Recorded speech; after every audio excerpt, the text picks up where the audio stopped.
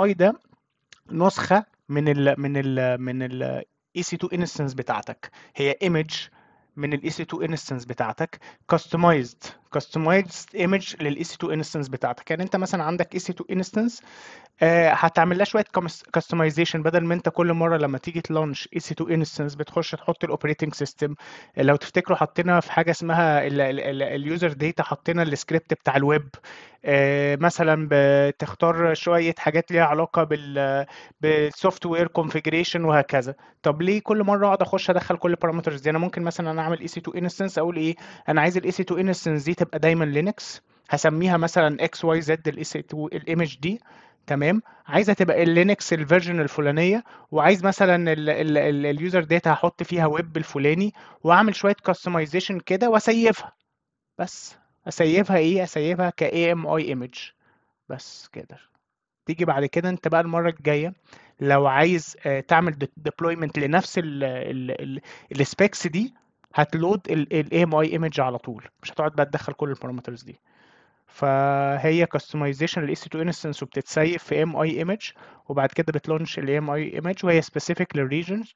طبعا هي هدفها ايه؟ سبيد ديبلويمنت. زي ما انت شفت، انت ممكن تقوم الايمج على طول من غير ما تقعد تدخل الكونفيجريشن دي، فهي بتسرع الديبلويمنت بتاعتك. وفي نفس الوقت كونسيستنسي، انت ممكن تقعد تدخل البارامترز دي كل مره تتلخبط في حاجه، لا انا عايز الدنيا تبقى ثابته وكونسيستنت. فانا لا هسيفها في ايمج، وكل مره اقوم الايمج دي انا متاكد ان الاي سي 2 انستنت هتقوم بنفس الطريقه بالظبط. طيب ايه انواع الام اي؟ ماشي. في حاجه اسمها بابليك ام اي، ماشي، في امازون. دي بيبقى ناس مثلا مشيره الام ايز دي. تمام. هي بابليك، اي حد يقدر يستخدمها. ممكن انت تكريت يور اون ام اي، ماشي، دي بتبقى برايفت ليك انت، مش شرط تخليها بابليك. واي دبليو اس عندها ماركت بليس ام اي، اللي هو حد مثلا ممكن يكون عملها وبيبيعها مثلا، فانت تشتري منه الايمج. حد راح عامل ايمج معينه بسبيكس معينه وبيبيعها للناس. فده كده باختصار الام اي ايمج بتاعت الاي سي 2 انستنس. طيب تعال نروح بقى على الاول كونسبت في الاستورج، حاجه اسمها الاي بي اس فوليوم. ماشي. ده اول كونسبت عندنا في الاستورج في الاي سي 2 انستنس.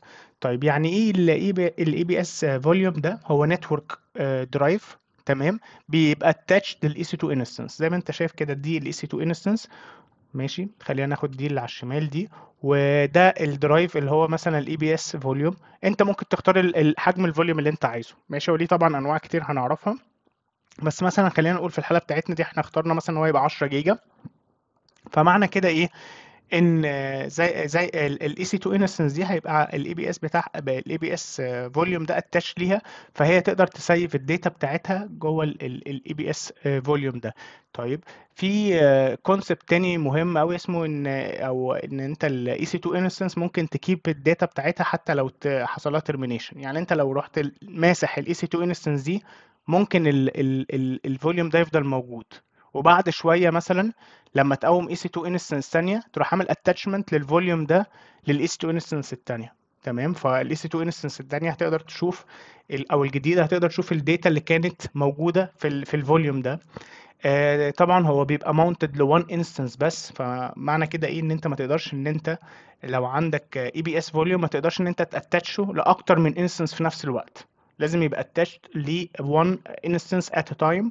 وبيبقى طبعا هو في availability zone. فانت لما بتيجي تكريت الاي بي اس مثلا سميته مثلا سي اكس واي زد، خلينا نقول ده الاي بي اس فوليوم اكس واي زد، دوت بيبقى في availability zone مثلا يو اس ايست 1A. لو انت قومت اي سي 2 انستنس في يو اس ايست 1B، في availability zone تانية، مش هيشوف الاي بي اس ده اصلا، مش هيقدر ان انت يشوفه. تمام. فانت مثلا ممكن تكريت اي بي اس فوليوم، تمام، وكريته حطيته في availability zone 1. ماشي. الاي بي اس فوليوم اللي انت كريته في availability zone 1 ده يقدر يبقى mounted او attached للاي سي 2 instance اللي في availability zone 1. اللي الناس اللي في او الاي سي 2 instances اللي في availability zone 2 مش هتشوفه. تمام. طيب هي بيقول لك ايه الانالوجي بتاعها او التشبيه بتاعها؟ ان هي نتورك يو اس بي ستيك. يعني حضرتك كانك مثلا وصلت ايه؟ يو اس بي ستيك للاي سي 2 انستنس. عارف انت مثلا لما يكون عندك لابتوب، تمام، فتوصل هارد ديسك بيه، او تحط يو اس بي انستنس او يو اس بي سوري ستيك فيها مثلا 10 جيجا، كانك مثلا بتزود الهارد ديسك بتاع اللابتوب بتاعك او الاس 2 انستنس بان انت بتوصل يو اس بهايه ليها. ده كده يعني التشبيه مجازي. طيب في كونسبت تاني مهم قوي اسمه الديليت اون ترمينيشن. ان انت باي ديفولت انت وانت بتقوم الاي سي 2 انستنس هتلاقيه بيقول لك ان انت عندك روت فوليوم بيبقى متكريت مع الاي سي 2 انستنس ديت، ومثلا بيقول لك اختار انت عايز الروت فوليوم ده يبقى حجمه قد ايه والتايب ايه، وهنعرف التايبس كمان شويه. فانت مثلا قلت 8 جيجا، قلت 80 جيجا، ماشي. بيقول لك ايه بقى؟ بيقول لك باي ديفولت لما الروت اي بي اس، يعني انت ده كده الروت اي بي اس بيبقى بيتكريت وانت بتكريت الاس 2 انستنس. يعني لما نيجي نكريت اس 2 انستنس في اللاب هوريك ان وانت من البارامترز اللي انت بتختارها وانت بتكريت الاس 2 انستنس، بيجي بعد كده يقول لك ايه بعد ما اخترت بقى اللينكس ماشين واخترت انهي في بي سي و بيجي يقول لك ايه احنا عندنا دلوقتي روت فوليوم للاس 2 انستنس ديت، عايزها كام جيجا؟ فانت مثلا هتقول له 80 جيجا او 8 جيجا الديفولت، وعايز التايب بتاعها يبقى ايه، مثلا قول جنرال بيربس وهنعرف يعني ايه قدام. ماشي. في نقطة مهمة جدا ان انت باي ديفولت لما بتديليت الاي سي 2 انستنس ديليت اون ترمينيشن، يعني لما بتيجي تدلت الاي سي 2 انستنس ماشي بعد كده الروت فوليوم ده هيتمسح، كل الداتا اللي فيها هتتمسح وهيطير. ده كده الديفولت. ماشي. وده الديفولت بيهيفير. ماشي. محتاج ان انت تغيره لو انت عايز ان الروت فوليوم ده ما يتمسحش. ماشي. لما تمسح الاي سي 2 انستنس. تمام. بتغيره ازاي؟ هتلاقي هنا كده على اليمين ديليت اون ترمينيشن بيبقى معمول عليها تشيك، محتاج تعمل ان تشيك ليها. لما تعمل ان تشيك ليها معنى كده ايه؟ ان انت لما تمسح الاي سي 2 انستنس الروت فوليوم ما يتمسحش، يفضل موجود. ويفضل موجود ليه؟ عشان ممكن انت بعد كده تقوم الاي سي 2 انستنس، تقوم اي سي 2 انستنس ثانيه وتعمل اتاتشمنت للروت فوليوم ده ليها. ماشي. طيب في حاجه تانية محتاجك تعرفها، ان انت باي ديفولت other attached EBS volumes is not deleted. يعني ايه؟ يعني انت اصلا كريت الروت، تمام، ممكن تكريت فوليوم تاني. يعني وانت بتكونفيجر الاي سي 2 انستنس بيبقى عندنا الروت ده كده كده لازم يبقى معاك. ماشي. وعندنا اوبشن ان انت تقول يا ديليت اون ترمينيشن يا ما تديليتش اون ترمينيشن، يعني لما الاي سي 2 انستنس تتمسح هل امسح الروت ولا ما امسحوش. تمام. الروت فوليوم. في اوبشن تاني ان انت ممكن تزود فوليوم تاني لو انت عايز، ممكن حتى بعد ما قمت الاس 2 انستنس تروح مكريت كده اي بي اس فوليوم. ماشي. مثلا سي 20 جيجا. ماشي. واحنا عندنا الاي سي 2 انستنس اهي مثلا فيها الروت فوليوم اوريدي، تروح جاي مثلا مكريت اي بي اس فوليوم في نفس الافيلابيلتي زون بتاعت الاي سي 2 انستنس وعامل له اتاتشمنت للاي سي 2 انستنس. فالاي سي 2 انستنس دلوقتي هيبقى عندها تو فوليومز، واحد الروت وواحد اللي هو الاي بي اس فوليوم اللي انت عملت له اتاتشمنت للاي سي 2 انستنس. بيقول لك بقى باي ديفولت لما تيجي تمسح الاي سي 2 انستنس الفوليوم ده ما بيتمسحش. دي شويه تيبس اند تريكس كده تبقى عارفها. والحته دي بتاعت الاستورج هي دمها تقيل شويه، مش من الحاجات الممتعه اللي انا احب اشرحها. يعني انا احب اشرح اللود بالانسر، اشرح البارت الاولاني بتاع الايستون انستنس بتاع السيشن اللي فاتت. الحته دي انا عارف ان هي رخمه ودمها تقيل بس استحملوها. محتاج ان انت بس تعرفها عشان الامتحان وشويه اكسبيرينس، ممكن وانت بتشتغل براكتيكال اكسبيرينس تقابلك حاجات ليها علاقه بالموضوع ده. طيب كونسبت مهم جدا هو الاي بي اس سناب شوت. ايه الاي بي اس سناب شوت ده؟ ان انت راجل عايز تاخد باك اب من اي بي اس، تنقلها من availability zone ل availability zone تانية. تمام. طب الكلام ده بيتم ازاي؟ لان احنا قلنا قبل كده ان الاي بي اس دي ما ينفعش ان انت تمونتها او تاتشها لاي سي 2 انستنس في availability zone تانية. احنا عندنا هنا availability zone اللي هي 1A و 1B، مش هينفع ان انت الاي بي اس دي تخلي الاي سي 2 انستنس دي تشوفها. فالحل لحاجه زي كده ايه؟ ان انت بتعمل حاجه اسمها اي بي اس سناب شوت. ايه الاي بي اس سناب شوت ده؟ ان انت بتاخد سناب شوت من اسمها كده زي باك اب او كوبي الفايلات اللي هنا، ماشي، من الاي بي اس دي كلها والفايلات اللي جواها، وترميها في حاجه اسمها سناب شوت. السناب شوت دي هيبقى ليها اكس اسمها، ليها اسم، انا اسف، هيبقى ليها اسم. فمثلا خلينا نقول الاسم بتاعها اكس. فانت دلوقتي خدت الفايلات اللي في الاي بي اس اللي اسمها ايا كان ايه، ماشي، ورحت ناقلها في سناب شوت اسمها اكس. السناب شوت دي على فكره بتبقى متسيفه في حاجه اسمها اس 3، ودي حاجه معلومه انت مش محتاج تعرفها بس فور يعني ايه the sake of information. طيب انت دلوقتي بقى الفايلات اللي هي في الاي بي اس دي اتنقلت في السناب شوت اللي هي اسمها اكس. دي كده اول خطوه. تاني خطوه بقى تروح عامل حاجه اسمها ريستور. ايه ريستور دي؟ وانت بتكريت فوليوم في الافيلابيلتي زون اللي هي التانية، بتكري فوليوم مثلا اسمه واي، هتقولي انا عايزه ريستور، وانا بكريت الفوليوم دي عايزه ريستور الداتا اللي موجوده في السناب شوت ديت. فهيحصل ايه؟ كل الداتا اللي هي كانت اتبعتت هنا للسناب شوت هتتبعت على الفوليوم دي. فكده انت عملت ايه؟ كل الداتا اللي كانت في الاي بي اس فوليوم اللي في 1A راحت للاي بي اس فوليوم اللي هو اسمه واي في الافيلابيلتي زون التانية اللي هي 1B. تم الكلام ده ازاي؟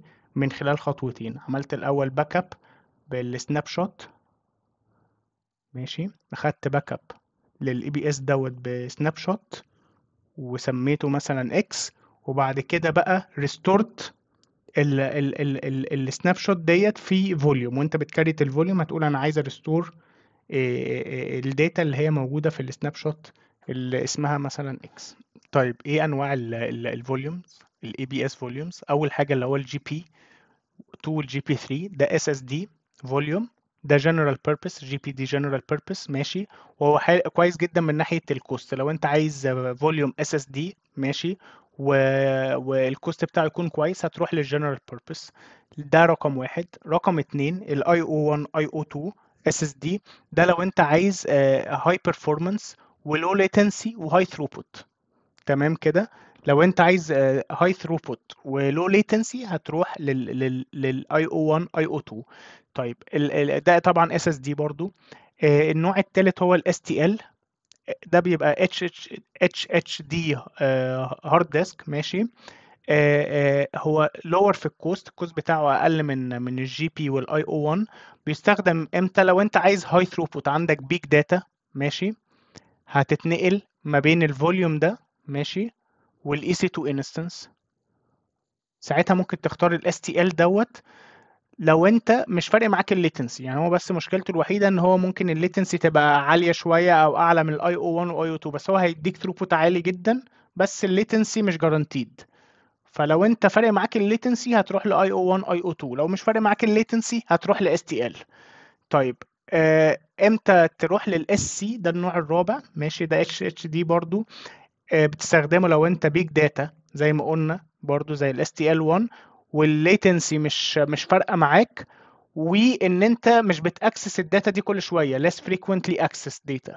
يعني انت الداتا دي مش بتاكسسها كل شويه، بتاكسسها كده كل فتره، ماشي. ساعتها اصلا ممكن كمان ما تروحش للاس تي ال، تروح للاس سي، ده اقل كوست في الاربعه دول.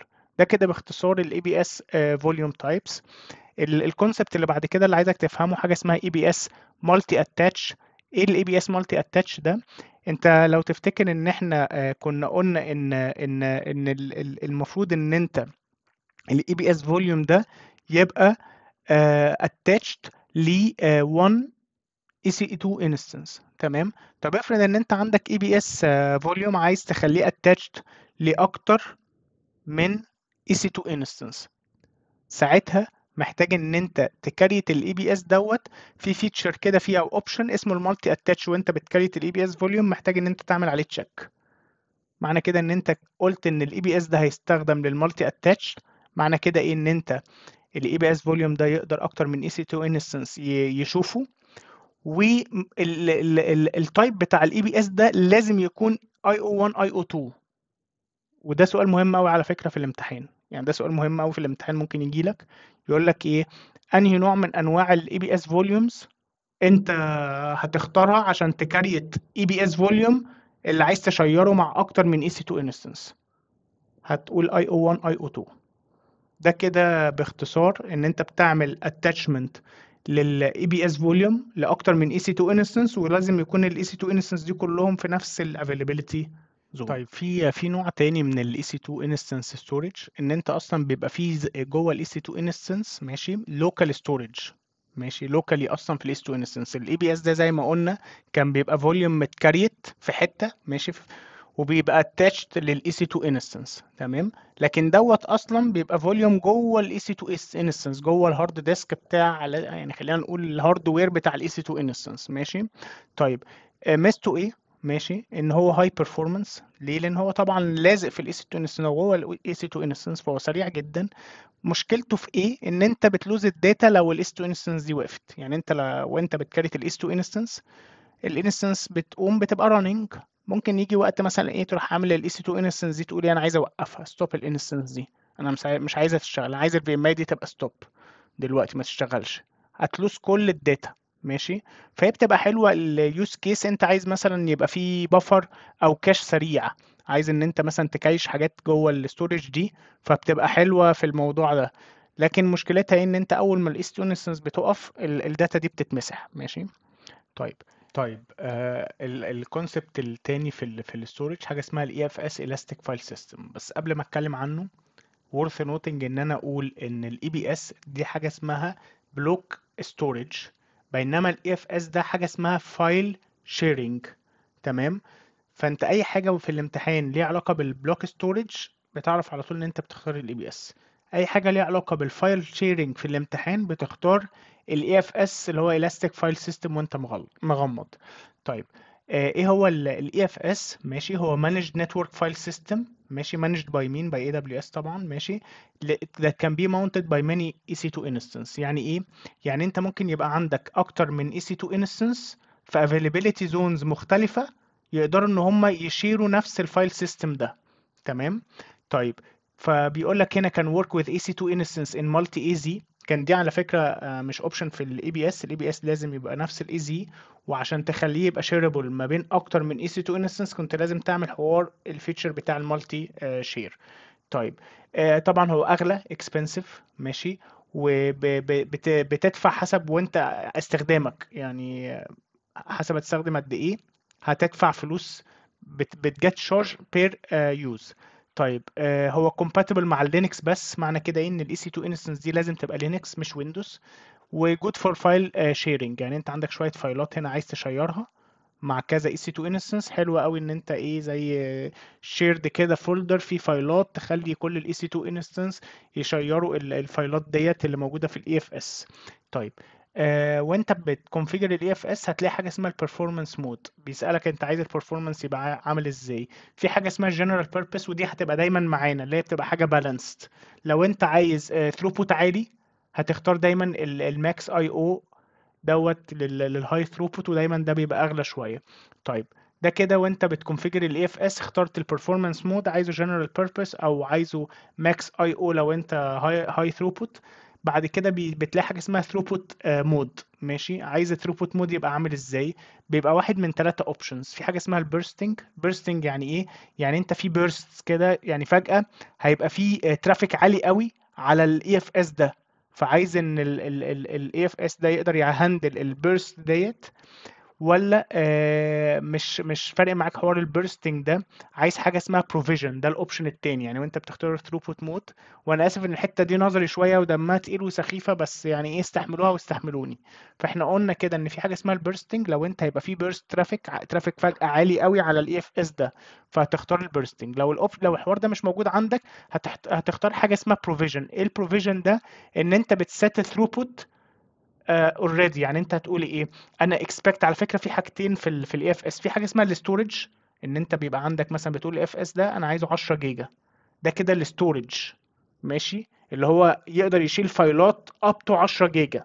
تمام. في حاجه اسمها الثروبوت، يعني احنا قلنا دي كده الاستورج. ماشي.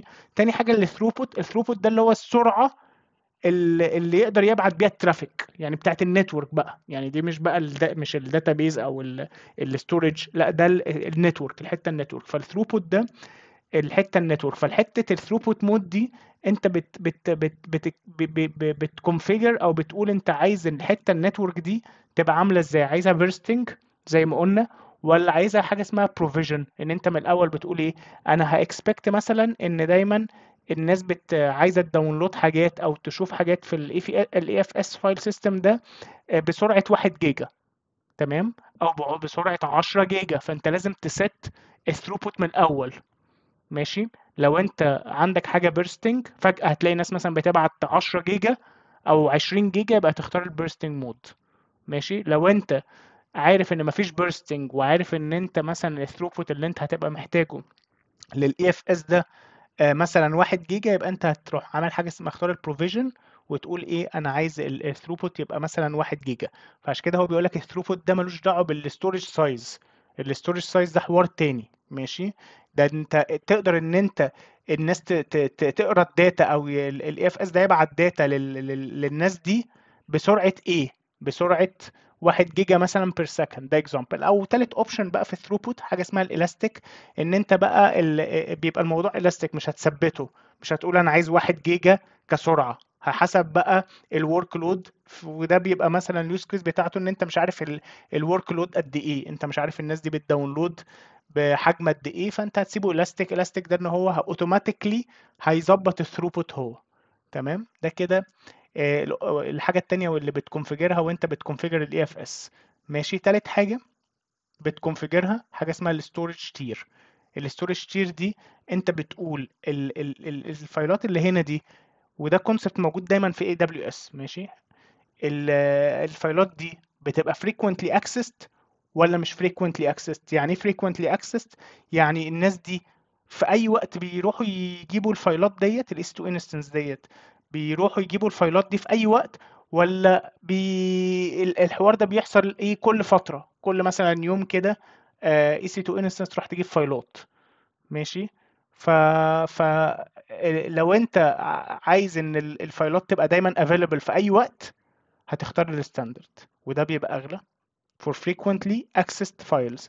لو انت الفايلات دي هتبقى مثلا في اوقات معينة في اليوم او كل كام يوم، هتختار ال infrequently accessed، وده طبعا البرايس بتاعه بيبقى اقل.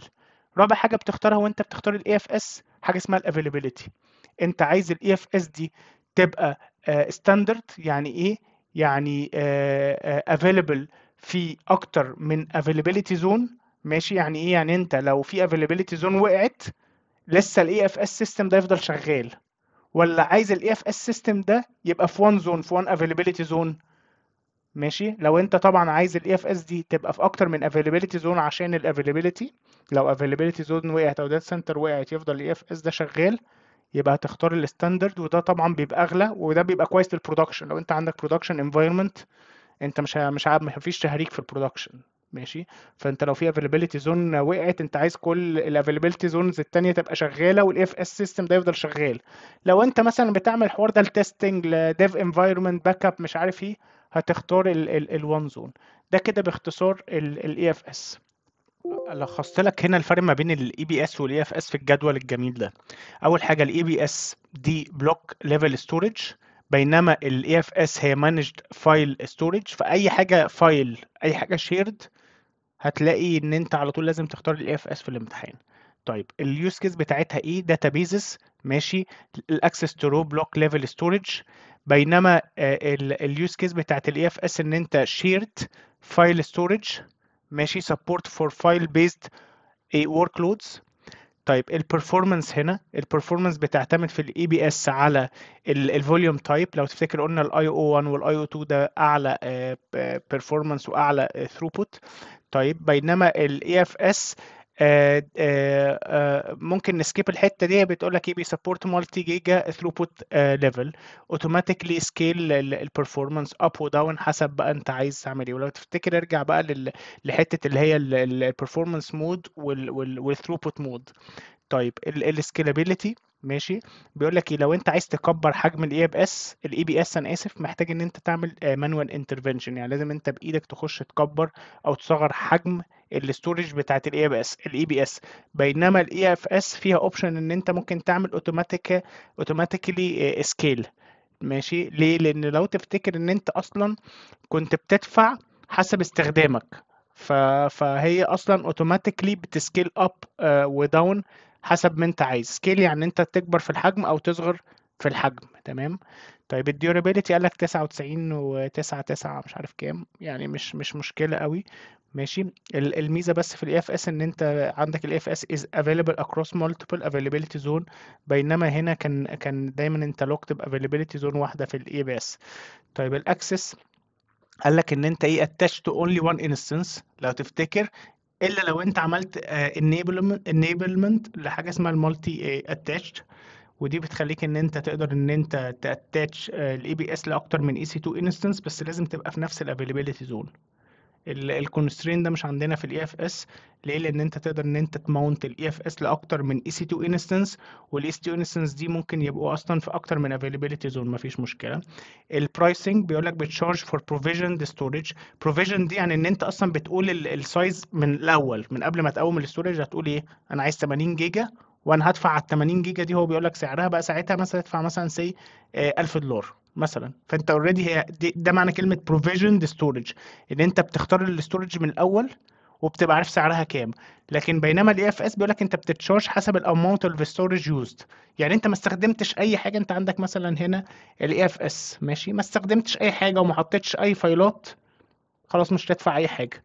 بينما الاي بي اس لا، انت لازم من الاول تقول انا عايز اي بي اس 80 جيجا وعارف البرايس بتاعها ايه. بس ده كده باختصار الفرق ما بين الاي بي اس والاي اف اس.